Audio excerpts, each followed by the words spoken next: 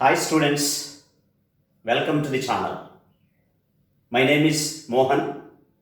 I have been working as a physics lecturer since 1998. Nearly I have got 22 years of teaching experience. First of all, I would like to thank Mr. Brahmaji, the director of Sri Surya Junior College, for giving this opportunity to explore myself in a new dimension. Today, on this introduction class, I explain how to prepare this physics to the competitive examinations. Physics is one of the very important subjects which decides rank for all engineering and medical entrance examinations.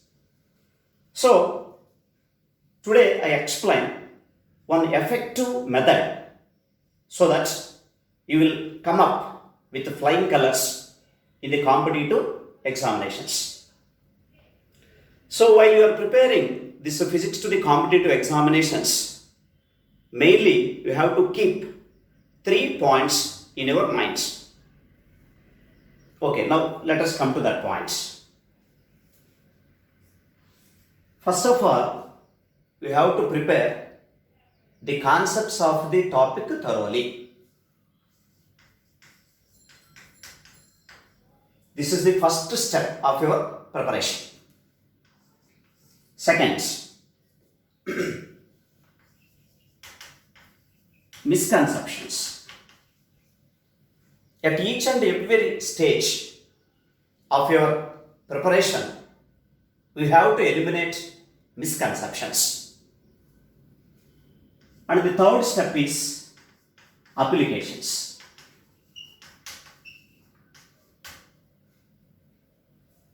Okay, now let us look at all these 3 steps one by one. First of all, we have to make conceptual preparation of the topic. Okay, what is meant by this conceptual preparation?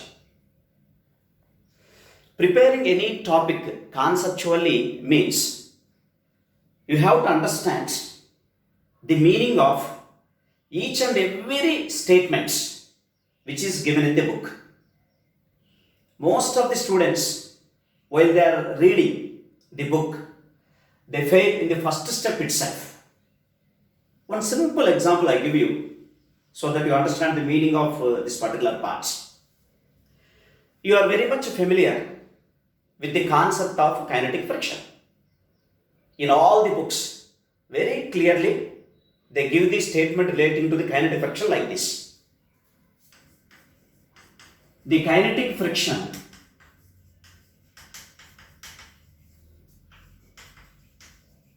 always opposes the relative motion.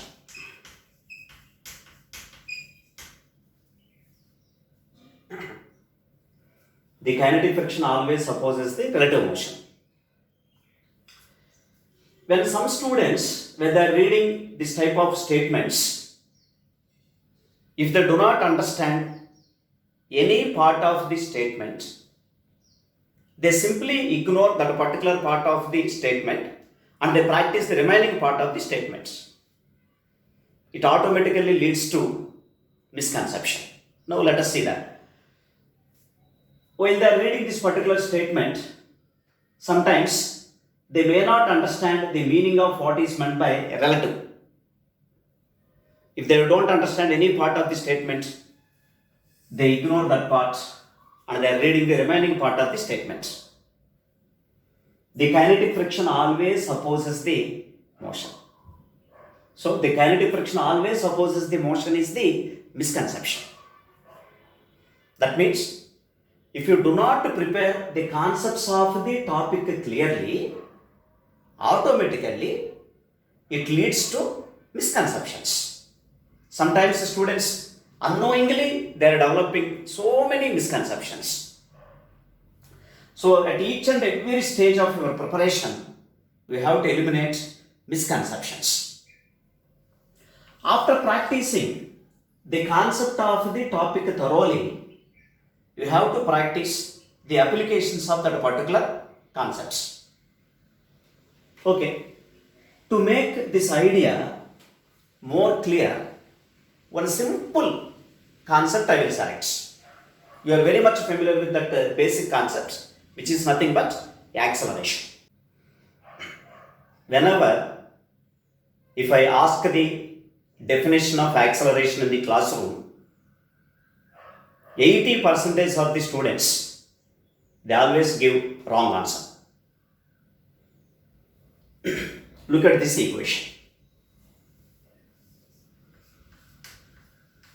Majority of the students, they give the definition of acceleration as acceleration is equal to change in velocity divided by time interval. In fact, it is a misconception. Change in velocity divided by time interval is an expression for average acceleration of the particle, not the acceleration. Which means most of the students, they don't know the difference between what is meant by average value of a physical quantity and instantaneous value of a physical quantity. Throughout physics, in different chapters, we come across with the average values and instantaneous values. So many physical quantities already have practiced. As an example, if you consider average velocity, instantaneous velocity, average force, instantaneous force, average potential energy, instantaneous potential energy, average current, instantaneous current, so on. So, come back to this part. Now it is very clear. Average acceleration of the particle is equal to change in velocity divided by time interval. Average values are generally calculated for the given interval of time. In this interval of time delta t, if you know the change in velocity of the particle, then we can calculate average acceleration of the particle during that time interval. Okay, then how can we define this instantaneous acceleration of the particle? Another name of instantaneous acceleration is, simply we call it as acceleration. See, all instantaneous physical quantities in physics, they are defined from average values mathematically. So, instantaneous acceleration or acceleration of a particle is defined as the limiting value of average acceleration of the particle when time interval tends to 0. See, physically we define instantaneous acceleration as the acceleration of the particle at one instant. Mathematically, we define that instant by using the concept of limit of a function. So, limit delta t tends to 0, average acceleration is defined as instantaneous acceleration or acceleration. By applying the limit delta t tends to 0, delta v bar by delta t will become dv bar by dt. We call it as rate of change of velocity, or which is also called as derivative of velocity. Therefore, instantaneous acceleration is defined as derivative of velocity of the particle. I hope you have understood the difference between what is meant by an average acceleration of a particle and instantaneous acceleration of the particle. If you say acceleration is equal to change in velocity divided by time interval, means it is a misconception. So, be clear. Okay, to make this concept more clear, two simple numerical applications I will discuss, so that you will get complete clarity regarding this particular part. Okay, look at this simple example. The velocity of a particle moving along the positive x-axis is given by v is equal to 3t square plus 3t meters per second. They are asking us to calculate the acceleration of the particle at a time t is equal to 3 seconds. So they are asking us to find out instantaneous acceleration of the particle at a time t is equal to 3 seconds. But most of the students, instead of calculating that instantaneous acceleration, they think about average acceleration of the particle. And what kind of mistake they are committing, I explain that part now. See, you are very much familiar with the equation of average acceleration of the particle. I am calculating only magnitudes. Change in velocity divided by time interval. Change in velocity means final velocity minus initial velocity. Final velocity, they are calculating at a time t is equal to 3 seconds. By substituting that t is equal to 3 seconds here, it will become 3 into 3 square, 9 plus 3 into 3, 9 divided by time interval is 3 seconds. So it is coming out to be 12 meter per second square. Actually, it is a wrong answer. They are not asking us to calculate average acceleration of the particle. They are asking us to find out only acceleration of the particle at one instant. That instant is nothing but at time t is equal to 3 seconds. But instead of that, if you calculate average acceleration, totally we go wrong. But sometimes that option also may be included. See, if you look at these 4 options, that 12 meter per second square is included. So by seeing that, they think that they have done correct parts. They will mark this one. So totally they are going wrong.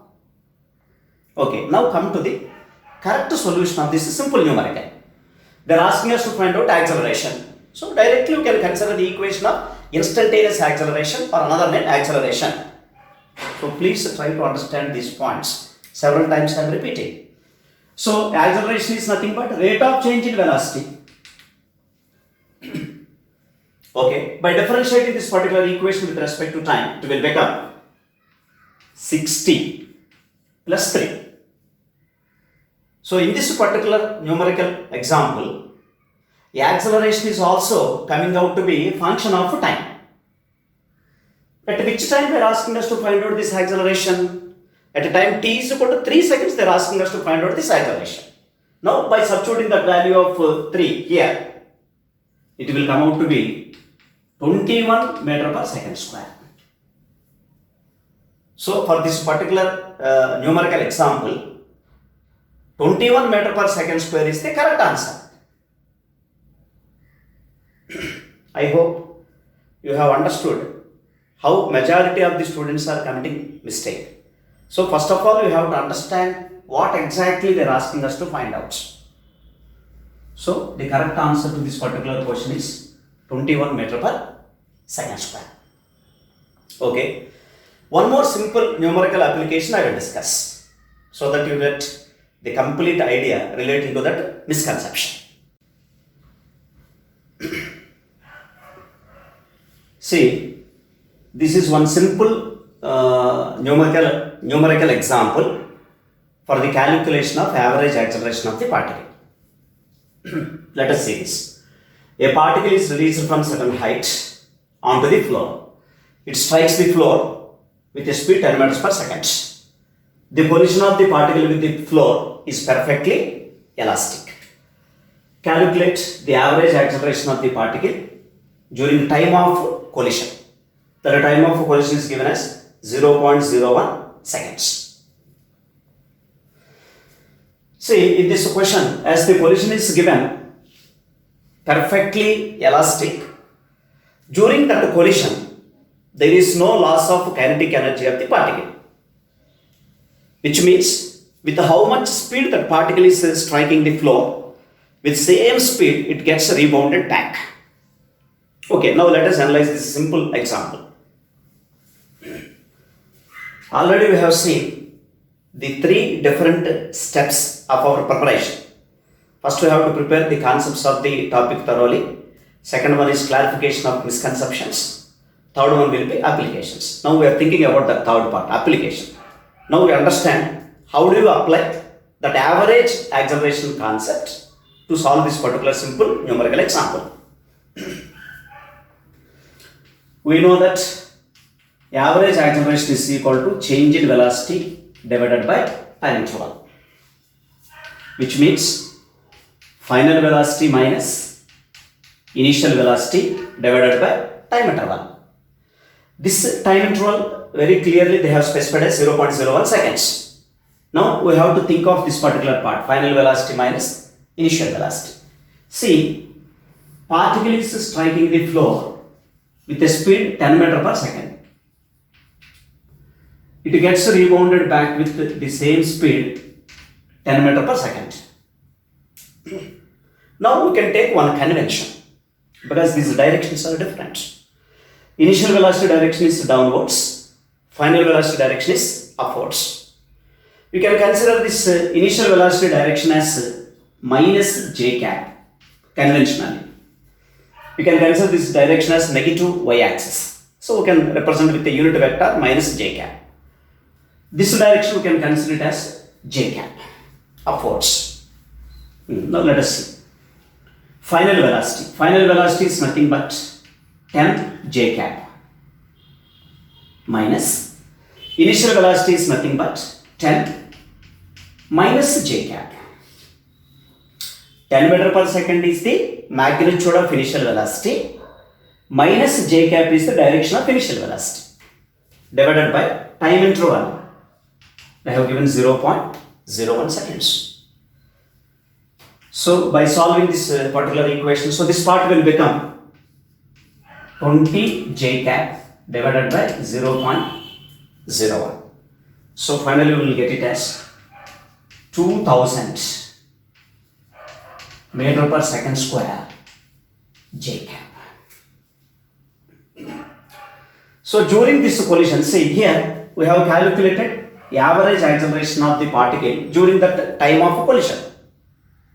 The magnitude of that average acceleration has come out to be 2000 meter per second square and the direction of that average acceleration is j cap.